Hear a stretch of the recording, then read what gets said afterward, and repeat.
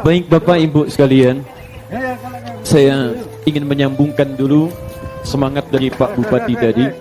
Beliau berdoa kepada Allah supaya kita bisa ke surga. Saya mau tanya sebentar, siapa yang mau masuk surga boleh angkat tangannya. Masya Allah, luar biasa. Boleh turunkan lagi. Sekarang siapa yang tidak punya dosa boleh angkat tangan. Tidak ada yang angkat. Baik, yang dosanya sedikit boleh angkat tangan. Dan kita angkat juga. Yang dosanya agak banyak kan dikit boleh angkat tangan. Oh, tidak ngaku juga. Yang banyak dosanya angkat tangan. Masya Allah. Ini terjadi satu keanehan, Pak. Ada orang ngaku banyak dosanya, tapi ingin ke surga. Baik, saya ulang. Yang ingin ke surga angkat tangan. Masya Allah. Yang surganya ingin Firdaus angkat tangan. Luar biasa. Yang di Firdausnya ingin bersama Nabi angkat tangan. Nah, ini lebih aneh lagi. Ingin ke surga, surganya Firdaus bersama Nabi, tapi ngaku banyak dosa. Nah, sekarang kita akan lihat bagaimana caranya. Bila kita merasa amalnya masih kurang, dosa masih banyak, punya keinginan tinggi, modal hampir tidak ada, keuntungan pengen banyak. Bagaimana caranya untuk mendapatkan semua itu? Itu yang coba kita turunkan, termasuk dengan persiapan Ramadan insyaallah. Baik, kita ambil rumusnya dulu ya, pelan-pelan. Barangkali nanti dengan bahasan kita itu lebih banyak nanti akan membahas turunan ayat Al-Quran dengan hadis. Ini Rembang, Pak Bupati, ini kita bersyukur ini. Di Rembang itu ada manusia Quran yang tidak banyak dikenal orang. Kalau Bapak Ibu tanya tentang fikih-fikih dalam Quran, itu beliau luar biasa itu. Namanya Gus Baha. Gus Baha. Kapan-kapan kalau ada pengajiannya, hadiri pengajian beliau. Itu diantara orang yang sangat mengerti Al-Quran.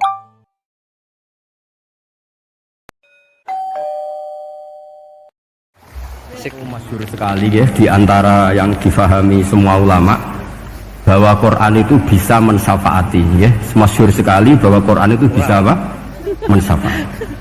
Bahkan syafaatnya Quran itu bedanya dengan syafaatnya Nabi adalah syafaatul Quran ini menghalau atau menghadang orang biar gak sampai kena azab. Tapi kalau syafaatnya selain Quran itu yang sudah kena azab diambil dari azab itu. Nah, dalu niki kalau kepengen matur tengjenengan sedanten karena niki lami sekali saya kaji bahwa malaikat, nggih malaikat sinten mawon itu juga kena konstitusi aturan fikih. Jadi kalau kita sebagai manusia wajib menghormati orang hafal Quran, nggak boleh nyadui wong hafal Quran, nggak boleh ngidoni wong hafal Quran, maka malaikat juga kena aturan yang sama. Karena dia, malaikat ini termasuk makhluk yang mukallaf, makhluk yang kena tatanan Allah Subhanahu wa taala. Sehingga Rasulullah SAW dawuh, surat Tabarok disebut Al-Munjiyah, Al-Waqiyah, surat yang bisa menyelamatkan yang hafal dari siksa kubur. Pokoknya singkat cerita, ada orang itu fasik, mungkin ya layak disiksa. Pas sampai disiksa malaikat, surat Tabarok muncul menjelma sebagai seseorang. Kalau kamu menyiksa orang ini berarti nyiksa saya. Terus kata malaikat, anti min kalamillah, ya rujuknya memang perempuan karena surah itu dari muannas karena ada taknya.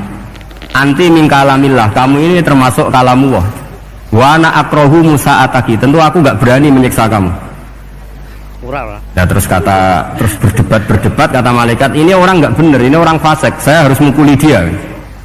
Kata surat Tabarok, sak fasik-fasiknya aku itu ning atine. Kena nyiksa dekne nyiksa aku. Wahnya debat karena nggak ada mahkamah konstitusi.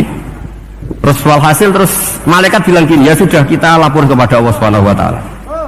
Lapor, akhirnya surat Tabarok ini cerita ke Allah, ya Allah, ini orang setiap kali datang ke saya dari sekian surat-surat yang ada di Quran, orang ini milih saya, yang dipelajari ya saya, yang dihafalkan juga saya. Ini kata surat Tabarok kepada Allah. Jika orang ini hafal saya tidak ngefek ke dia untuk tidak disiksa, maka mendingan saya tidak termasuk kitabika, saya tidak termasuk Quran saja. Jadi Quran orang iso nyafaati. Terus kata Allah, lho kowe kok emosi kata Allah. Ya harus emosi dong Gusti. Masa wis dadi Quran kok gak iso nyafati sing apal. Terus kata Allah, wis pek aman. Makanya terus banyak orang ngapalkan surat Tabarok. Ya ini sekaligus ijazah nih. Untuk meradam kemarahan malaikat niku apal surat Tabarok. Syukur-syukur apal 114 surat. Oh niku malaikat sinten mawon pun kena. Cukup apal Tabarok. Sehingga adatnya orang-orang Jawa selain apal Yasin itu apal Tabarok. Nah saya itu lama sekali mempelajari bab ini. Ternyata di antara pokoknya itu satu, karena malaikat itu kena aturan fikih. Nggih imut nggih, malaikat itu juga kena aturan fikih. Jika orang hafal Quran itu haram disadui, kita haram menghinakan, maka malaikat juga kena aturan tidak boleh menghinakan orang yang hafal Quran. Dan alhamdulillah di banyak surahul hadis, hafal Quran itu maknanya tidak harus hafal semuanya. Orang boleh hanya hafal Tabarok, boleh hanya hafal Waqiah. Itu kalau kamu hafal betul, surat ini juga bisa berdiri sendiri mensyafaati Anda. Kayak ini surat Tabarok, beliau matur kepada Allah SWT. Redaksinya gini, inna fulanan amida ilayya min baini kitabika fata'allamani wa ta'alani. Jadi dari sekian surat yang ada di Quran, orang ini selalu milih saya ya Allah. Jadi gampangannya surat Tabarok, wong saya diprioritaskan orang ini, kok saya dingin-dingin saja ketika mau jenengan siksa, ini enggak fair. Apa gunanya saya sebagai kalamullah, sebagai kalamuka ya Allah, kemudian tidak ngefek kepada orang ini. Akhirnya hasil sama Allah surat Tabarok diberi hak syafaat. Makanya akhirnya semua ulama ijma yang bisa mensyafaati itu adalah satu Quran, dua Rasulullah SAW, ketiga orang-orang soleh dan seterusnya. Tapi yang penting dari ngaji ini adalah bahwa malaikat itu kena konstitusi. Makanya saya punya ijazah untuk jenengan. Malaikat itu bisa diteror, sama tenang saja. Malaikat itu bisa diteror, bisa dibully. Masyhur itu di cerita Nurul Film karangannya Senawawi. Sayyidina Ali yang banyak Habib Ali ini, Sayyidina Ali bin Abi Thalib. Ya jadi Rasulullah kita tahu punya menantu yang top alim alama namanya Sayyidina Ali. Sayyidina Ali itu yang menuso. Jadi dia itu iseng kepengen roh Umar wedi. Kok mangkel, wong kok ning donya anggere wong tau disentak itu. Kepengen roh Umar disentak, uang sak urip-uripe nyentak. Wah. Walhasil Sayyidina Ali ketika Umar wafat, beliau berdoa, ya Allah saya beri kasaf supaya ngerti Umar sing mletene ngono anggere wong disentaki wani gak nyentak mungkar nakir. Itu tok tujuannya. Karena Sayyidina Ali itu orang yang luar biasa, walhasil dituruti oleh pangeran kasaf. Wasaf melihat mungkar nakir datang itu matanya kalkidril wali kayak apa panci sing mengangai. Seru. Umar baru bangun dari kubur. Sayyidina Ali sebenarnya ingin melihat kalahnya Umar. Sebenarnya niatnya itu ingin melihat kalahnya Umar. Ternyata Umar tersinggung, langsung berdiri. Hei malaikat, kamu tuh harus punya akhlak. Kamu tahu saya siapa? Saya ini temannya kekasihnya Allah. Yang diandalkan temannya, bukan dia. Jadi bolehlah neror malaikat itu boleh. Kamu tahu saya ini siapa?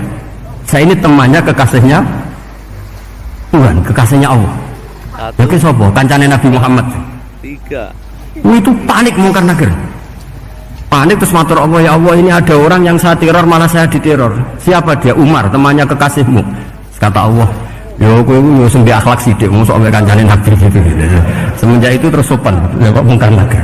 Tapi Sayyidina Ali gagal ngelihat Umar kalah. Padahal cita-citanya kepengen Umar sekali-kali kalah. Jadi ada sekian cara untuk apa kalau dibahasakan untuk meredam malaikat. Masyhur ada ulama alim alama pekerjaannya mengajar tauhid. Ngajar tauhid lah, mungkin tauhid primbon sampai tauhid apa. Ketika meninggal sama malaikat masih ditanya marbuka manabuka dan seterusnya. Imam Malik datang, "Hei malaikat, ini guru tauhid, saurip-uripe mulang tauhid, kowe ora tau mulang kok takok sing tukang mulang." Sing sopan. Ya sudah enggak usah tanya. Jadi cerita seperti ini mungkin orang lain boleh nggak percaya, tapi itu mudawwan, dibukukan di beberapa kitab, dan saya percaya itu karena secara umum kaidahnya adalah ala inna auliya Allahi la khaufun alaihim walahum